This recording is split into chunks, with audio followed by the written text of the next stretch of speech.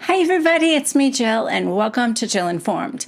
This is the recap of The Real Housewives of Beverly Hills, Season 12, Episode 16, Altitude Adjustment. Okay, I have a couple items to talk about before I begin today. And the first thing is real quick, at the end of this video, I am going to give 2 book recommendations and I'm going to read the meanest comment I ever received. A lot of you guys were like, yes, read it, which I totally understand.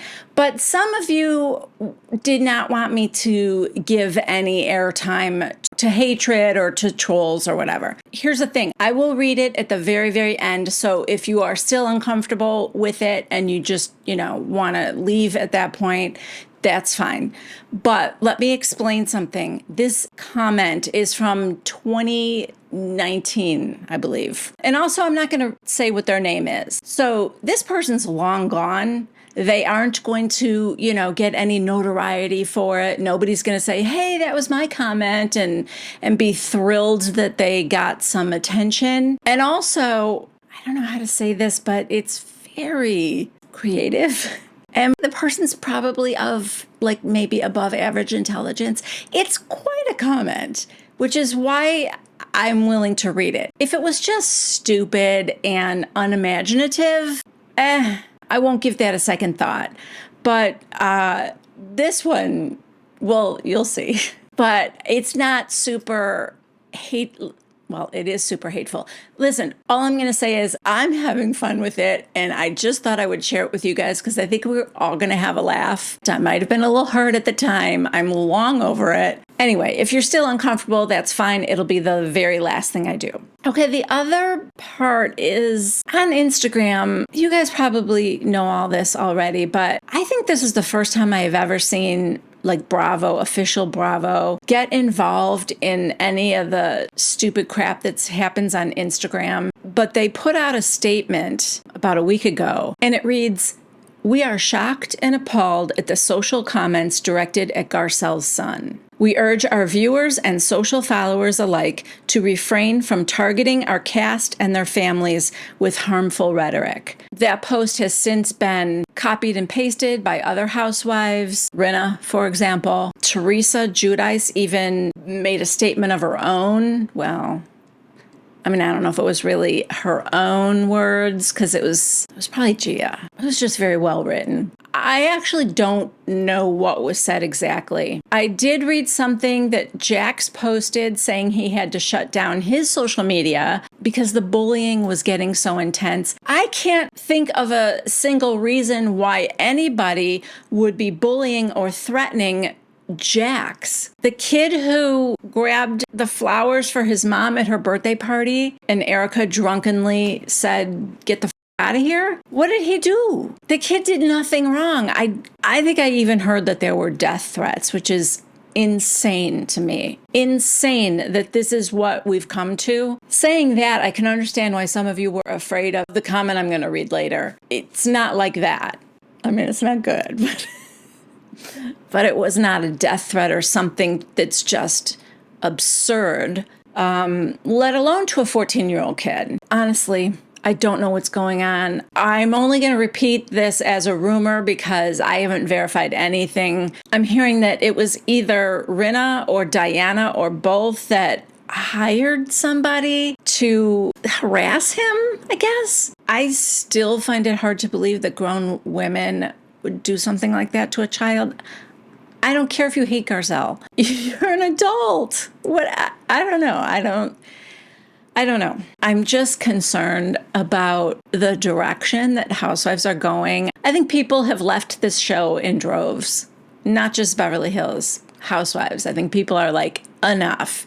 It's gotten so bad. This isn't catty fighting and kind of fun little banter and fun to, pick sides. No, this has gotten ugly, and I understand how people are feeling. I don't know where that leaves me if it gets to a point where I think I don't want to talk about this stuff anymore. What am I going to do? I'm going to have to start recapping The Bachelor, which, let me just say, that'd be very hard for me to do. Here, I'll recap every season of The Bachelor right now. Can I borrow him for a second? Thanks. So I know this is crazy and we just met 37 minutes ago, but I'm really developing feelings for you. Blink, blink. And also, I think you should know that the girls have been talking in the house and Amber's not here for the right reasons. So I just think you should know that. And also, I am a 29-year-old virgin, but yes, I will go in the fantasy suite with you because I'm falling in love. There you go. That's every season of The Bachelor. I don't know. I know people could say the same thing about Housewives because it has become very formulaic, but every once in a while, somebody says something crazy and it makes me laugh. So yeah, anyway, that's all I wanted to talk about. With that, I think let's just get started with this episode. Okay, we start off 4 days before the Aspen trip. Kyle and Dorit are in Kyle's car. Kyle's driving, and Dorit's dog. I don't think it was ever determined where they were going. But it is just the day after Rinna's disco party because both of them still have really curly hair. And Kyle said that she's like, oh, I should have asked you for some aspirin. She's hungover. Apparently, after Rinna's party, she said that Kyle and Dorit and their husbands went to the Polo Lounge and, continued drinking from there. Then we see a picture, and it wasn't just those two and their husbands. Kathy Hilton was there. Diana was there. So now I'm having this whole different idea than I did last week do you remember when Kathy sat down next to Sutton and Kyle had grabbed the little hors d'oeuvre and Kathy's like, are we going out after this? And Kyle was strange and mean to her. Kathy, this is important. Just be quiet. And Kathy's like, okay, sorry. You were just stuffing your trap. So I wondered. Now I have a different thought. I bet you anything Kyle was mad at Kathy for bringing it up in front of Sutton because Sutton wasn't invited to the after party. Maybe. That's just my theory. It's a mean girl move. Okay, now the two of them start talking about Rinna and how she's having these extreme reactions. They think because she hasn't processed Lois's death, her mom. Then we get a montage of Rinna's extreme emotions. She's laughing, she's screaming, she's crying, she's screaming, she's laughing again. They do both admit, however, that she's focusing all her rage on Sutton. But then Kyle in her confessional says, I just think everyone needs to reserve judgment right now. And, just give her some time. Yeah. Easy for you to say she's not attacking you and nobody else. So then Dorit says, I don't want Sutton to feel like it's a pile-on. That's not fair. But at the same time, she doesn't articulate herself very well. Then they both conclude that Sutton could use some advice. Yeah, by either one of you? Maybe not. Next, we are at Garcelle's house, and Diana comes over. She walks in the door, and she's like, oh, I am mortified. This is back to front. Okay, so apparently her jumpsuit is on backwards. A, how do you know? And B, don't you hire someone to dress you? Come on, spill it. Who needs to be fired, Diana?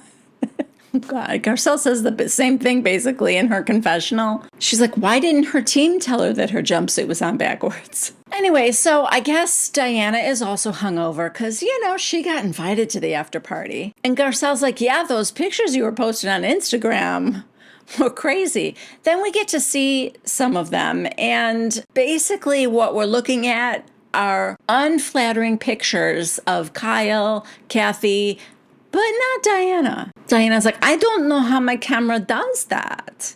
How it does what? Make sure you're always looking good in the shot and everybody else looks like crap? I don't think there's an app for that. Diana tells Garcelle that she's backing away from Sutton to just see who she really is, And Garcelle said, I would say give her a chance. Then Diana said, I'm actually very excited for Aspen. It's my happy place. And Garcelle said, oh, good. Why are you staying at a hotel? Diana, is for best. I need to know where I'm going and, environment I'm going to be in. Garcelle, really? And then Diana, oh, you will probably ask me to get out, but I'm embarrassed to say. Also, I sent Ghostbusters. They just kind of cleanse the energy. Okay, I'm not making this face because she believes in ghosts and she wants to sage the place before she gets there. Because whatever, you do you. But the way she's acting, giggly and silly and licking her lips more than usual, it's weird. I think that she thinks she's winning Garcelle over with her giggly, fun side and her being self-deprecating. Oh, look at how silly I am. My clothes are on backwards. And, oh, don't make fun of me. I believe in ghosts and all that. But it's coming off like almost like she's flirting with Garcelle. Kind of just like she's trying too hard to win her over. And it feels very fake. And Garcelle can see through that. Okay, the next scene is at Lisa Rinna's house, and she and Harry are going through one of Lois's boxes. There's some little trinkets in there. There's a locket with the picture of her daughters and little odds and ends. And then Harry pulls out this book. I can't remember what the name of it was, but it was written about the man that attacked Lois. Now, I don't know how long you guys have been watching this show, but a couple years ago, I think it was 2 or 3 seasons ago, Lois talked about it on camera. And I think she was coming home from work. She got attacked by this man who had a hammer in one hand, a knife in the other. She miraculously got away. I mean, I think she was injured. I don't remember that part of it. The man was sent to prison. Because, wait, did she know him? It might have been someone she worked with or something. Sorry, I shouldn't be saying anything because I can't remember the story. But he went to prison for that. And when he got out, he became a serial killer. I don't think he had killed anyone prior to attacking Lois. But after prison, he got out and he murdered people. Anyway, Harry's looking at this book and he goes, oh my God, that's a book about the man that attacked your mom. And Rinna's like, oh, I can't even look at that. But it kind of breaks my heart that, it was in Lois's possession. So, I'm sure she read it and I can't imagine how it made her feel, I don't know. It's sad, although I do kind of want to read the book just because it's such a wild story, Then Rinna finds a Post-it note that Lois wrote, and it's what she wants on her headstone. She's being buried next to her husband. They share a headstone. I guess Rinna's dad always used to say, I did it my way. And so she wants that to be on there. And then Lois saying, me too. So it's cute. Anyway, Rinna just keeps saying, I can't even look at that book. So she goes to put the box away and Harry sits down to read the book. Next, we're at Kyle's, and she and Mauricio are in their backyard on the putting green that they have back there. And then, you guys, what is that? Is that like a huge doghouse? Whatever it is, it looks like an exact replica of their house, only in miniature form. I mean, not super miniature, because the thing's 5-6 feet tall. It's big for a doghouse, but what is it? It's right there, by the golfing. Is it like a mini golf thing? Do you have to get the ball through the front door of the house? I don't know. So Kyle asks Mauricio if the plane is ready for the Aspen trip, and he said the plane is super ready. Okay. But, then he's like, I can't let you go to Aspen on a girls' trip without me, not when the skiing conditions are so great. So he's coming with, and he's like, I get to go on a girls' trip. Spoken like someone who's never been on one of these girl trips or ever watched it on TV, because I don't know why he thinks it's going to be so fun. Now Kyle says that she actually loves that her Aspen house isn't that big because I don't love hosting a ton of guests. So I like that we can always say, oh, we're so sorry, but we don't have the space. But there's a really nice hotel 5 minutes away. Then we get to see the house that she has rented for the outsiders. And then she tells Mauricio that she also hired a chef for them because, you know, they don't get to stay at the house. So like to make up for not being able to stay at Kyle's house, she's hired a chef. I'll tell you right now, I would totally want to stay at the other house. It looks big and nice, but also, what? She hired them a chef? Are the outsiders not even allowed to eat with the people at your house, Kyle? Why do they need a chef? Okay, at Dorit's house now, she's packing for Aspen, and she tells PK that she's staying with the outsiders at the other house. She's like, Rinna and Erica are going to be staying at Kyle's. And then I'll be at the other house with Garcelle, Sutton, Cherie, and Crystal. And PK's like, you're not going to stay with Kyle? And also, we got to see Kyle's house. It said it had 4 bedrooms, so why only Erica and Rinna are staying with them? Oh, Teddy. But I am surprised that Dorit's going to be at the house with the outsiders. Did she draw the short straw? So there's going to be 5 women in the outsider's house and then Diana at a hotel. You guys, you know the other house is going to be more fun, right? Anyway, in Dorit's confessional, she's like, I'm cool with it. There were so many people vying to stay at Kyle's house.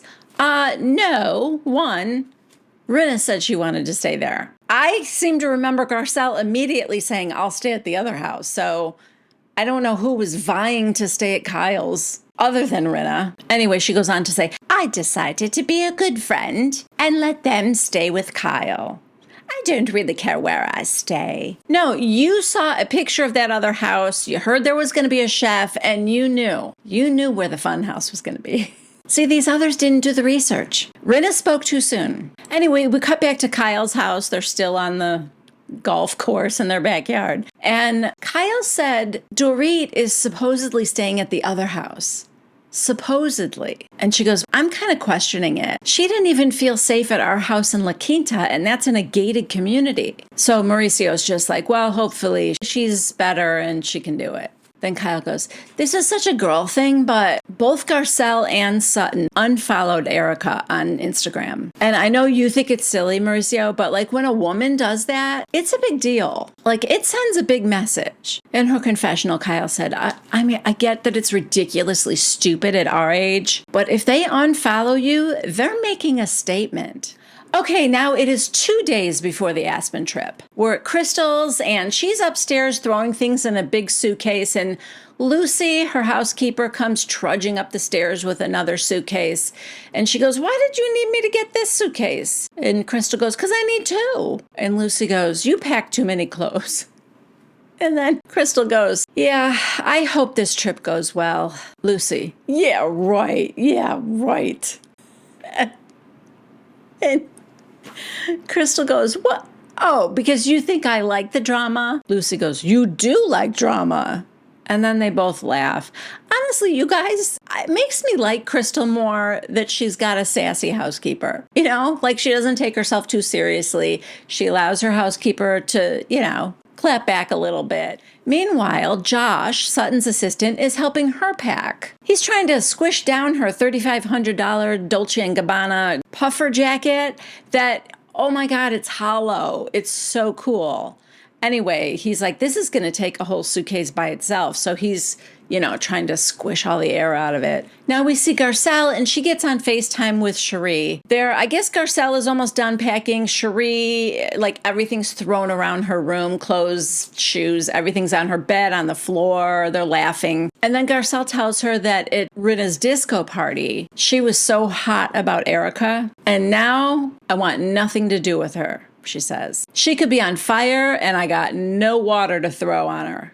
Cherie goes, you gotta at least spit on her. And then they both start laughing. Now it is 1 day before Aspen. Garcelle is on set at the Reel and she FaceTimes Crystal. Crystal's like, are you excited for Aspen? Garcelle.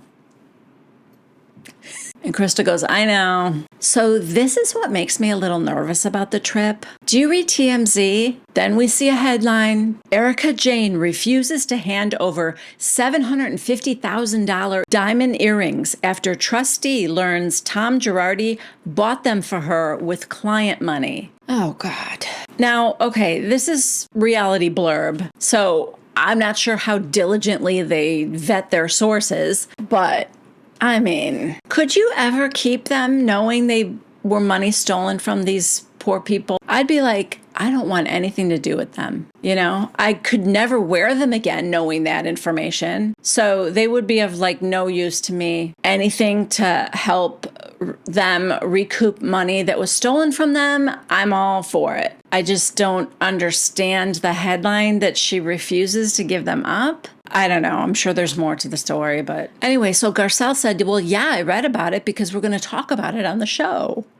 Oh my God. Crystal goes, you are? And Garcelle said, well, yeah, because hello, we do pop culture and news. We talk about that kind of stuff. In her confessional, Garcelle said, this episode of The Real won't air until after the Aspen trip. So I hope we can have a good time until she finds out. Anyway, Crystal's like, those earrings have to go back. And there's no way she'll think that we don't know about this. I mean, it just pops up on your phone.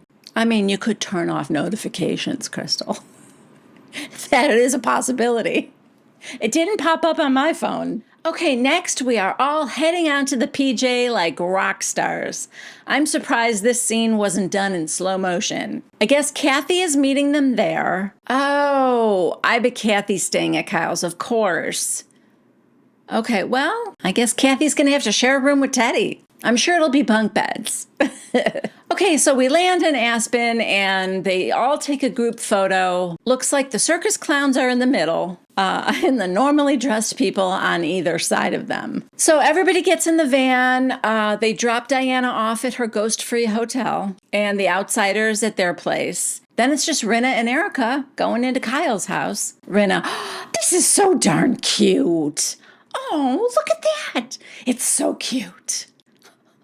Real cute, Kyle. It's so cute.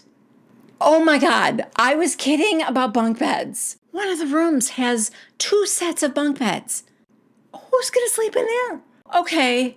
Kathy, Teddy, Kyle's dog, and Diana's baby, I guess. Is Teddy still babysitting?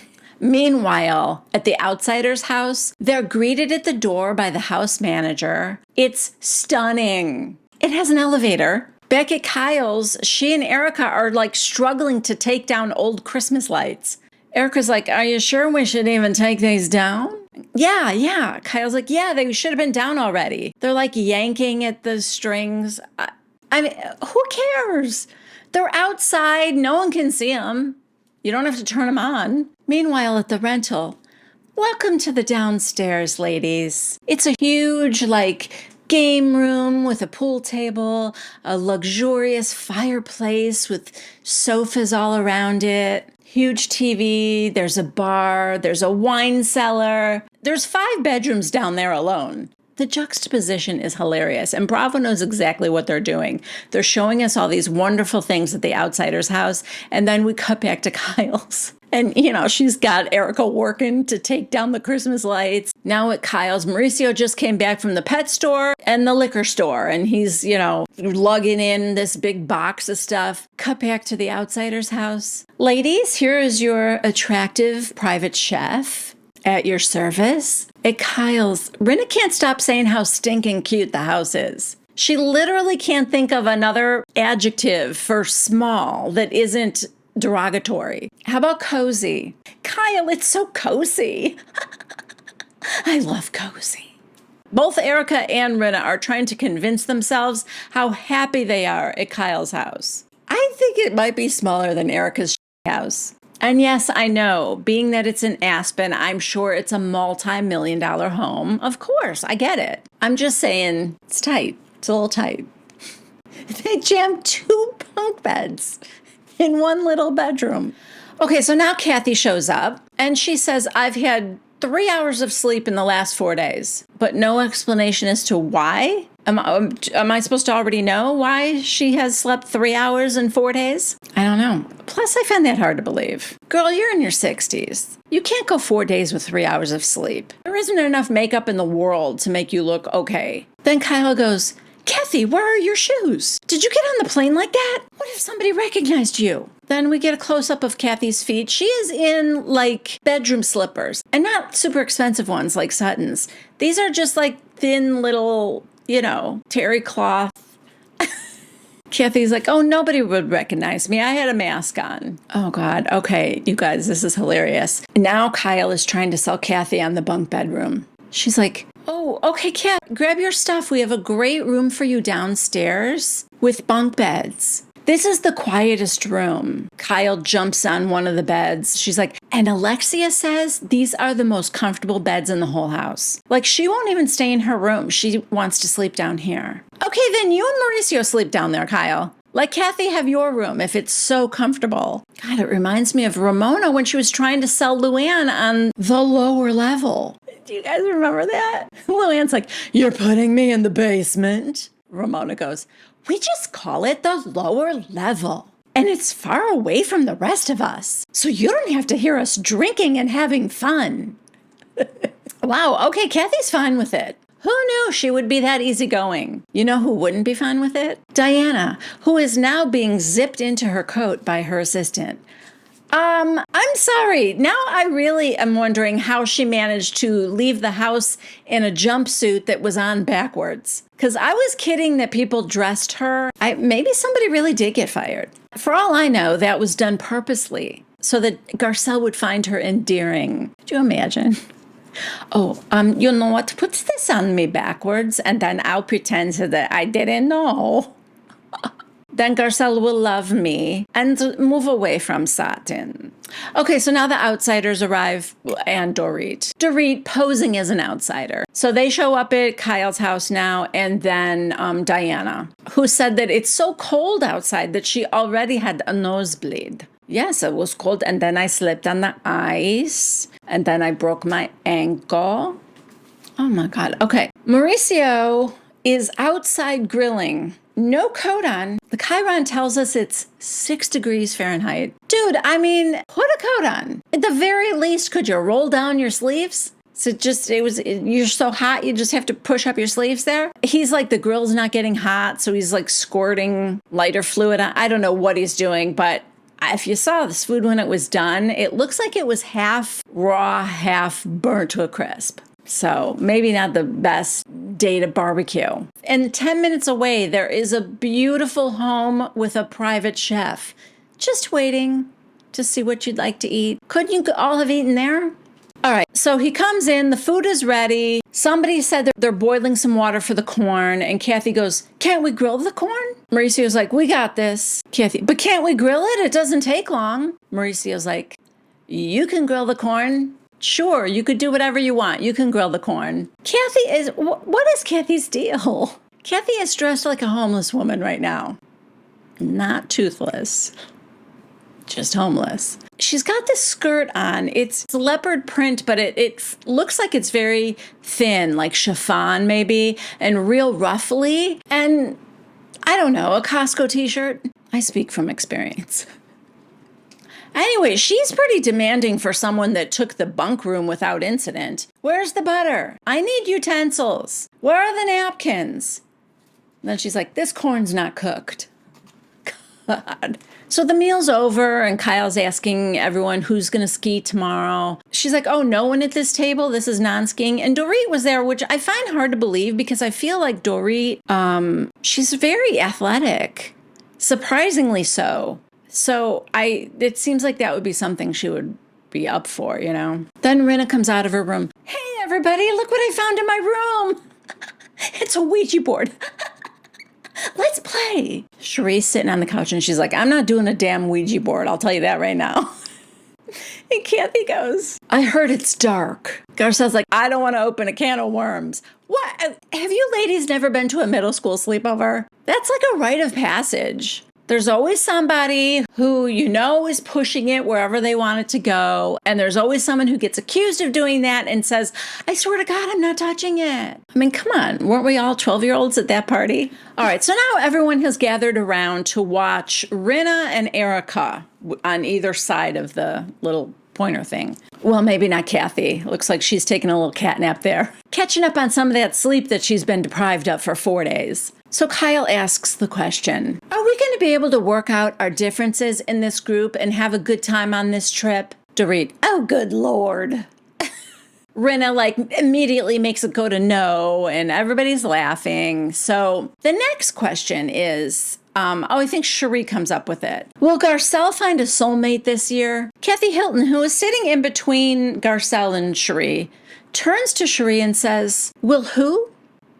Kathy, go to sleep. Go to sleep. So it moves to W, and then we just kind of give up on that one. So I don't know. Are we to assume that his name begins with a W? Are we to assume that these ladies don't know how to play? I don't know. So then Kyle, who, really wants to have a good time on this trip, has the next question, and it's, why did Garcelle unfollow Erica on Instagram? Okay. Garcelle, because she called me a liar. Erica, I said she was lying when she said she cared about me. And Garcelle goes, no, not because of that. Because you said that I was trying to bring a narrative that you were drinking, when actually you were controlling the narrative. Erica, yeah, but you also repeated it to Dorit. And when she didn't jump on it, you got mad at her. And then you repeated it to Kyle, who said, no, I don't think so. And you disagreed. Yeah.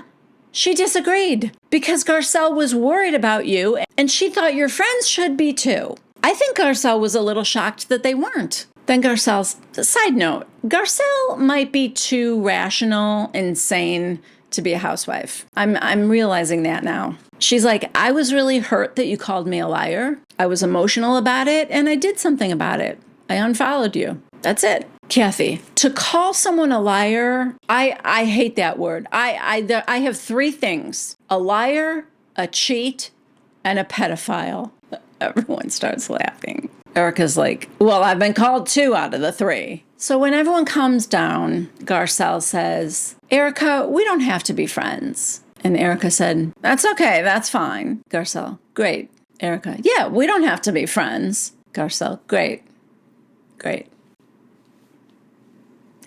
She's so direct, and I think what I love about Garcelle is that she's so confident. That doesn't bother her in the slightest. She doesn't need everybody to like her. She doesn't need to be friends with everybody. I love that about Garcelle. Love it. What's her tagline this year? It's like, I don't need the spotlight. I shine just fine. Something like that. And that's Garcelle in a nutshell. Love it. Kyle now says to Garcelle, last year when you unfollowed Rinna and me, and Garcelle's like, yeah, well, that was because of the reunion. And Kyle goes, I know. You had your reasons. That's fine. But then Sutton said today it was a joke. But to who? And Garcelle goes, between us, meaning her and Sutton. Dorit, them, they had a laugh at Erica. Kyle goes, so you two got together and said, I'm going to unfollow Erica? I don't get it. Okay, what's pissing me off here right now is that they're trying to make Garcelle and Sutton seem like the bullies, the mean girls. Oh my God. And Dorit's confessional, she goes, I don't know what's going on with Kyle, but she's doing a little stirring right now. Oh yeah, she's doing more than a little. Bringing up the whole question like that. Probably none of your business why Garcelle unfollowed Erica. That might be a question Erica would like to ask Garcelle, but Erica said, I'm 51 years old. I don't care who follows me or doesn't. But I understood what Kyle said earlier. I know it's silly, but you're saying something by unfollowing somebody, especially when both of you, have a certain level of fame. And when one unfollows the other, it's like, ooh, everybody starts talking about that. So yeah, it means something, but I just don't think it's any of Kyle's business, So then Kathy's like, by the way, guys, guess what? Nobody cares. Don't take yourself that seriously. You're not that important. Kyle screams. I mean, this reaction out of Kyle is on par with Rinna. I don't think I've ever heard her yell like this. She's like, it's not that it's important. It's about the intention behind it. That's what I'm trying to say. Then she goes, sorry to yell, but I get that Garcelle was hurt and reacted. I get that, but I don't get that you said it was a joke. She's saying that now to Sutton. Now, Sutton loses me here a little bit because she's not really answering why she said it was a joke. All she says is, she called me a see you next Tuesday, meaning Erica. who called her that at the reunion last year. Kyle, then say it's because of that. And Sutton goes, no one cares about that. Kyle, then don't say it was a joke. Kyle is so intensely worked up about this. I understand what she's saying. I do. Sutton shouldn't have said it was a joke. She should have been very direct, just the way Garcelle was. Yeah, I unfollowed her. Here's why. She called me a see you next Tuesday, and I don't need to be friends with that person. Everybody would understand that, but then her sort of backing off and saying it was just a joke. I get what Kyle's saying. I just don't understand why she's that intense about it. And I don't understand why Kyle is that angry about it. Kyle has nothing to do with you. So then Sutton said, none of y'all cared that Kyle cuts her off. No, we're not playing the victim right now. And Sutton goes, I'm not, Kyle. I'm just talking about being more honest with the group. Okay? That's when I start losing respect because there's a line. It's bullshit and then you lose me. Then I'm out. I'm bored. And she gets up and like she's going to start to walk away. Like Sutton did something to her. Now who's playing victim? It's almost incredible how Kyle has made this all about her when, I'm sorry, none of it is about her. Very strange. Kyle's like, I'm not going to deal with the f***ing lies and bullshit. Oh, okay. Well, maybe you need a nap. Go lay down in the bunk room with Teddy. Just kidding. Teddy's out at the grill. She's still making corn for Kathy. Anyway, Sutton goes, we're talking about Instagram right now. In her confessional, Sutton said, Erica called me a terrible name and not one of those girls cared. And now I unfollow her and you have a problem with that? Well, no, Sutton, that's not what they have a problem with. Kyle is saying that the problem she has is that you weren't honest about why you unfollowed her and that you downplayed it and just said it was a joke. She wanted you to respond the way Garcelle did. Now Sutton says to the group, I haven't heard y'all say one thing about her calling me a Rinna, why do we need to? Diana, but you are one. Erica, cackling like a witch, like if the penguin were a witch. She has to stand up, probably to get more volume in the sound of her cackle. Stands behind Diana, hands on her shoulders. Yes, good one. I haven't heard y'all say one thing to her about calling me a... But why do we need to? But you are one. What'd she say? But we are what? Wait, don't you know what? Don't you know what you say? I think what you are. Hold on. Did you just say that? She did. Diana, that's not okay.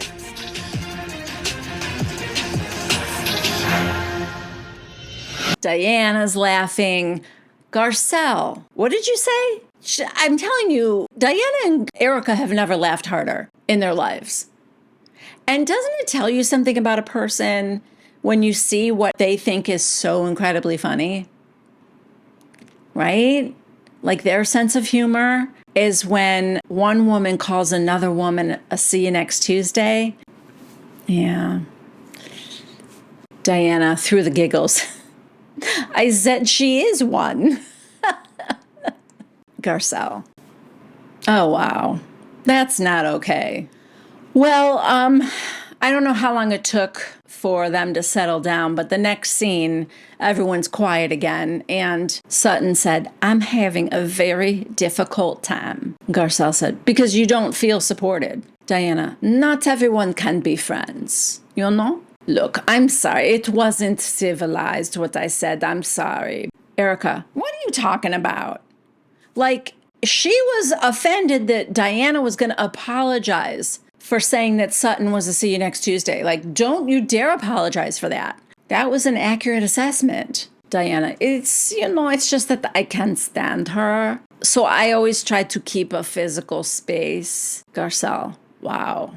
Diana, but how do you, let's say a bunch of women in the group, or even you, who, I like very much, but your best friend, I dislike. Garcelle, why?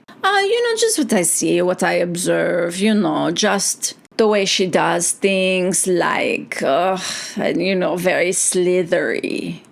Sutton looks like she might cry. She's not saying anything, but she looks very hurt. Kyle, who's standing behind Sutton and who started this whole thing by going off on Sutton, says, well, let's talk like she's in the room, because she is. And Garcelle goes, yeah, this is very hard. She's a human being. She has feelings. Diana, that's the thing though. Does she?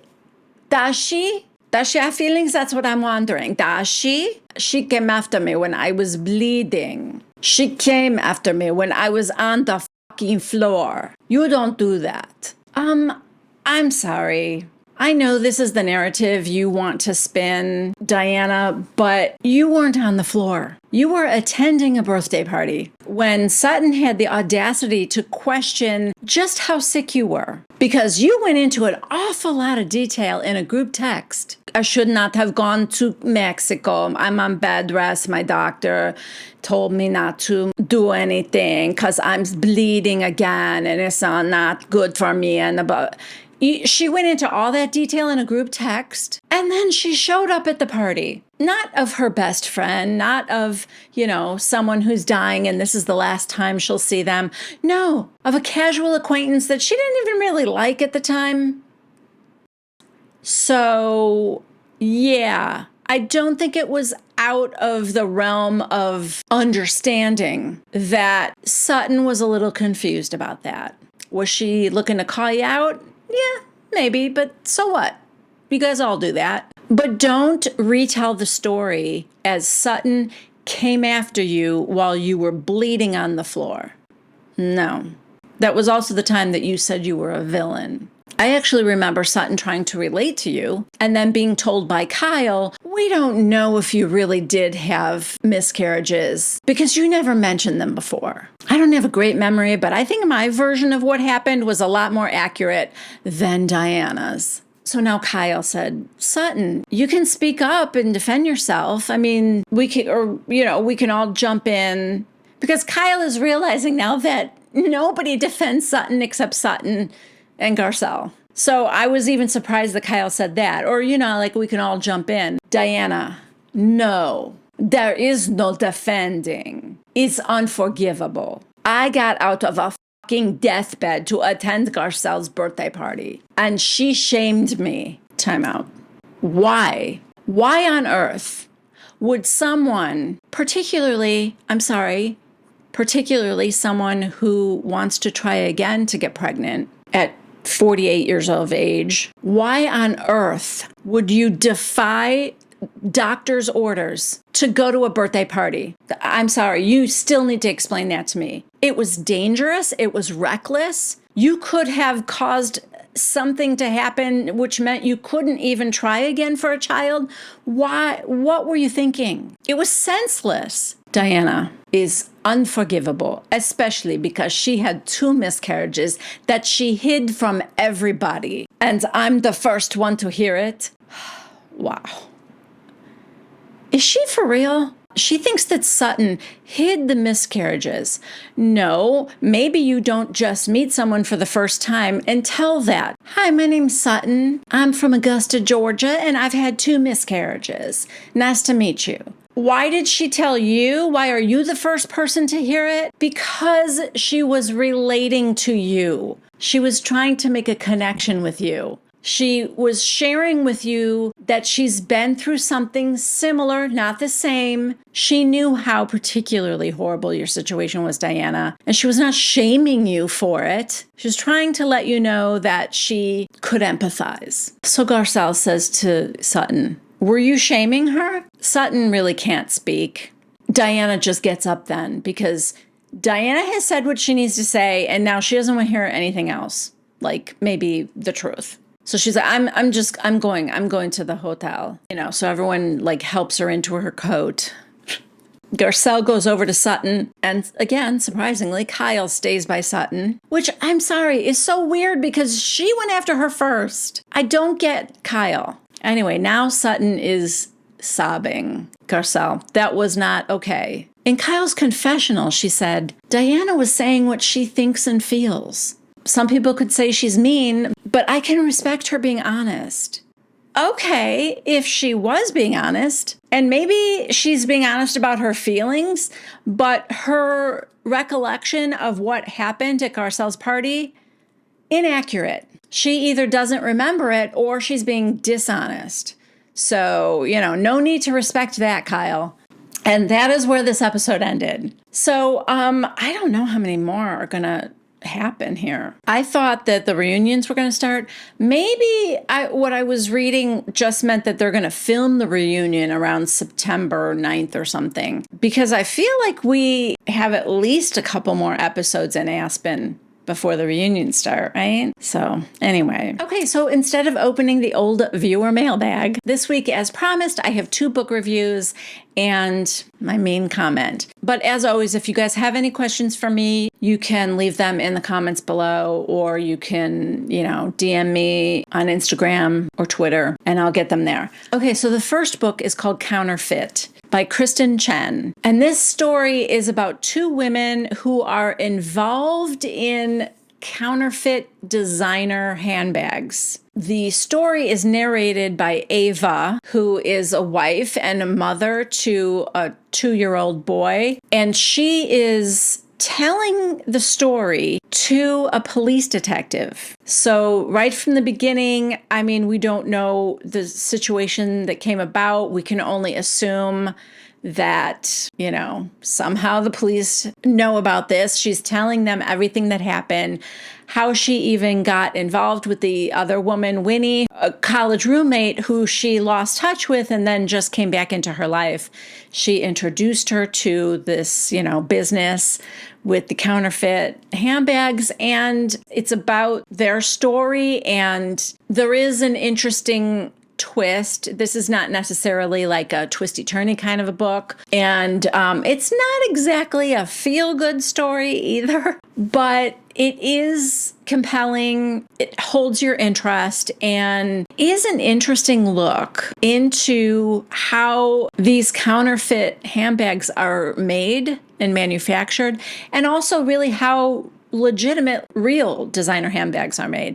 So that part is intriguing. This book was quite enjoyable. I didn't love it. I'm not saying run out and get it, but I will add it to my Amazon book list down below. If it sounds intriguing to you, it was a fast read for me.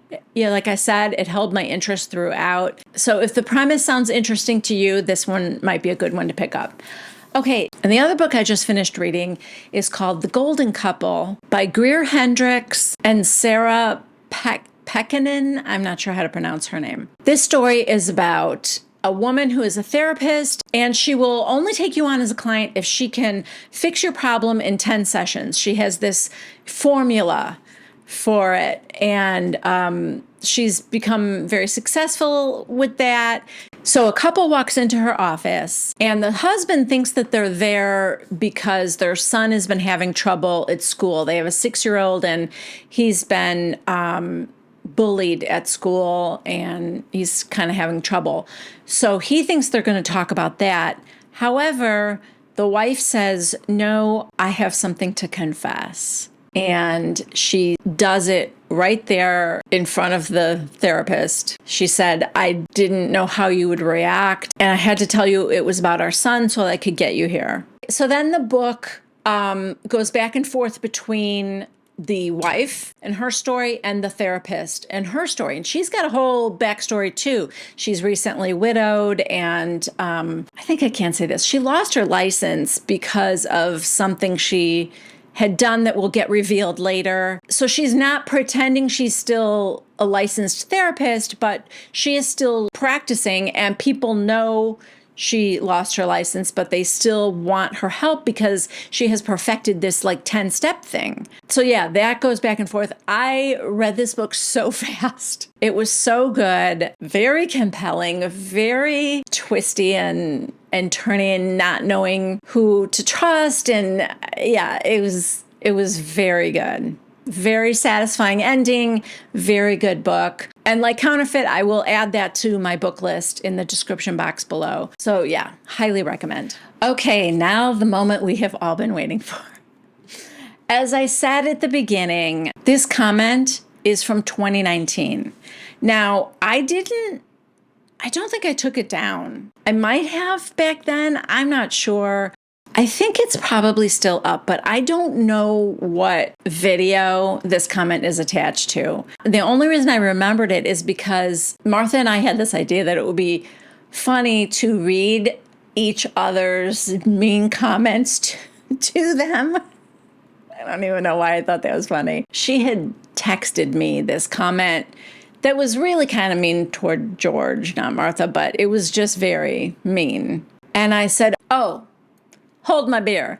I've got one for you that's even better. And it's a huge, long paragraph. And so I sent it to her. And that's the only way I found it again, was going back in that, like, the thread of our conversation. And I had done a cut and paste, so I don't even remember what video it belonged to. In any case, like I said at the beginning, this person is long gone, so I don't think they're going to get any benefit from me reading it now, any notoriety, whatever. And also, gosh, as I read it again, I just felt like I had to appreciate the creativity and the time it took. This is, it's got to be 400 words. So anyway, I know I joked and said I was going to do a dramatic reading. I don't know how dramatic I can make it, but here we go. No. Stop. Just stop. All caps. Or maybe get the government to play your videos as a terrorist interrogation method. You suck so bad at this. Do you know what the word succinct means? Summary? Humor? Self-awareness? A recap shouldn't be almost as long as the actual show. You know what the funny thing is? They were even shorter then than they are now. Okay.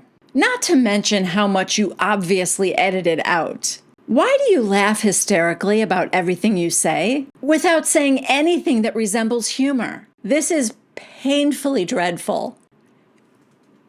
So great vocabulary also, I have to say. Of course, at the time I wanted to answer it and say, are you kidding me?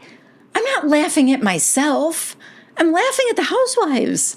Correct me if I'm wrong, but I rarely think I'm hilarious. Apparently, I laugh like a crazy loon at my own jokes. All right, you are really not funny at all. But you make it so much worse by your incomprehensible constant laughter. Oh no, I'm doing it again. You laugh your ass off like you just told the funniest damn joke of all time every other minute. Your impressions are the worst. Well, all right. I mean, I'm not going to argue with that one. You are so awful and dramatic and cringy and embarrassingly unaware of your ear-raping violations against humanity. Wow. Your Dorinda voice makes me want to start a change.org petition to have you tried for crimes against humanity and remove you from YouTube forever. You come off a lot narcissistic, self-obsessed, and with little to no self-awareness. Good grief, woman, you are in the wrong genre. This is the part that really gets me. I have tried watching several of your videos over the past few months and given them numerous chances for improvement or change. All I can say is, this isn't required, right? Most people, when they come across a YouTube show or whatever that they aren't into or they don't like or they think is really bad, they turn it off and they move on. But this person watched several of my videos over a period of months in the hopes that they would get better. Why? Why did you put yourself through that? Was it a homework assignment? That part I do not get. Okay. I have not commented before. Yeah, obviously. I think I would have known. I have not commented before and can count on my hands how many times I have written a comment on YouTube. After I watched this entire video today, again, why did you watch the whole thing? Especially if they're longer than the show itself. Okay, after I watched the entire video today, I could not be paid to watch another minute of unoriginal, long-winded, annoying content whose cringe factor is like that of a poor man's version of Logan Paul. Does Logan Paul do Real Housewife recaps? So I'm the poor man's Logan Paul, but with a middle-aged female counterpart. So, you know, thank you for saying I'm middle-aged. If I watched another video, it would have made me cringe so hard that my butt crack would have fused completely together for all of eternity. Goodbye forever. I mean, that's creative, right? Even the goodbye forever. You know, earlier I said I appreciated how much time they put into writing this, number one. And you know that wasn't like their first shot, right? It had to have been edited 100 times. But not only that, not only the time and effort put into sending this, but the time and effort they put into watching my channel. It's just so interesting to me. If it was that cringy and that, you know, the sound of my voice was ear raping, I mean, how could you put yourself through that? I don't know. I mean, they were dedicated to trying to see if I would get better. So yeah, I don't think they're around. I mean, that was in 2019. They said goodbye forever. So unless they're still trying to see if I could get better, they might. They sound like someone who would give somebody like a second, third, and fourth chance. But anyway, I just thought you guys would get a kick out of it. And I've come to think it's funny and I've come to appreciate it. At the time, you know, I had started in 2017, so I've only been doing it for 2 years, and I probably have improved since then, but I don't ever, I mean, I was so insecure that I don't ever remember laughing at my own jokes. If I couldn't stop myself from laughing, it was because of something that the housewives did. But, you know, it hurt at the time. If nothing else, being on YouTube makes you have a thicker skin. So that's it. Thanks for letting me read that and, you know, indulging in my narcissistic fantasy of having people talk about me. If you liked this video, please give it a thumbs up. And if you would like to see more, please subscribe to my channel, Jill Informed, and click on the bell icon so you will be notified every time I have a new video. I love you guys. I'll see you next week. Bye.